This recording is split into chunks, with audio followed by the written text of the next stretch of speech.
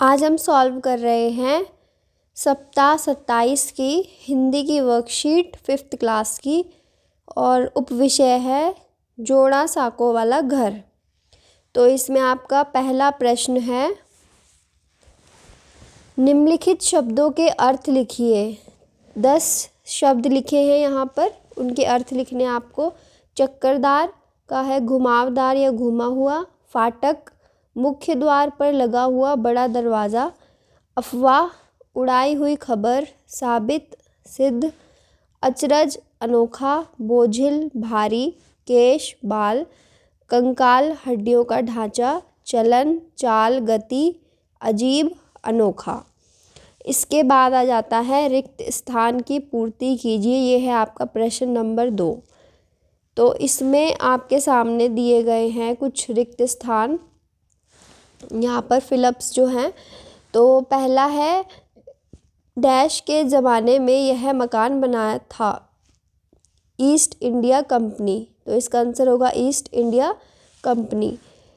Number 2, dash की कड़वी तीखी चीख चिल्लाहट की आवाज़ चारों ओर गूंजती रहती थी। काकातुआ। तीसरा, रवि के घर में पानी गंगा से नहर खोदकर लाया गया था। तो यहाँ पर क्या आया? गंगा।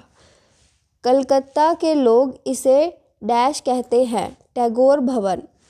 कभी कभी डैश धारा के साथ बह आती थी। क्या आती थी? छोटी मछलियाँ। निम्नलिखित प्रश्नों के उत्तर लिखिए। तो आपका प्रश्न नंबर 3 है, कलकत्ता के लोग जोड़ा साकों वाले मकान को क्या कहते हैं? ये आपका प्रश्न नंबर 3 का पहला पार्ट है, पार्ट 1।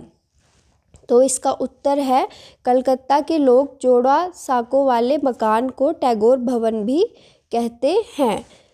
प्रश्न नंबर 3 का पार्ट 2, उस समय पीने का पानी कैसे इकट्ठा किया जाता था? उत्तर, उस समय एक अंधेरे कमरे में जहां सूरज की रोशनी नहीं पहुंचती थी, मिट्टी के घड़ों में भरकर साल भर के लिए पीने का पानी इकट्ठा किया जाता था।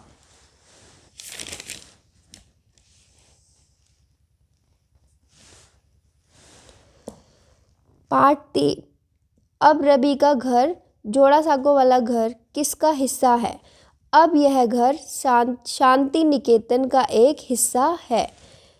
पार्ट 4, स्कूल में रवि के साथी ने क्या अफवाह फैला दी थी? उत्तर, स्कूल में रवि के साथी ने यह अफवाह फैला दी थी कि वह सचमुच एक लड़की ही है जो लड़कों के जैसे कपड़े पहनती है। पार्ट 5, रवि की आंखें नींद से बोझिल क्यों हो रही थी? उत्तर, रात में देर रात तक पढ़ने के कारण रवि की आंखें नींद से बोझिल हो रही थी। प्रश्न नंबर 4, पाठ के आधार पर जोड़ा साकों वाला घर के बारे में अपने विचार व्यक्त कीजिए। यह घर उत्तरी कलकत्ता में है। कलकत्ता के लोग इसे टैगोर भवन कहते हैं। फिर से बोल रही हूँ, उत्तर, यह घर उत्तरी कलकत्ता में है। कलकत्ता के लोग इसे टैगोर भवन कहते हैं। यह मकान 200 बरस पहले ईस्ट इंडिया कंपनी के ज़माने में यह मकान बना था। घर के नीचे एक अंधेरे कमरे में जहां सूरज की रोशनी नहीं पहुंचती थी, मिट्टी के घड़ों में भरकर साल भर के लिए पीने का पानी इकट्ठा किया जाता था। गंगा नदी नहर से पिछवाड़े के बगीचे और अहाते में लाई गई थी। अब यह घर शांति निकेतन का एक हिस्सा है।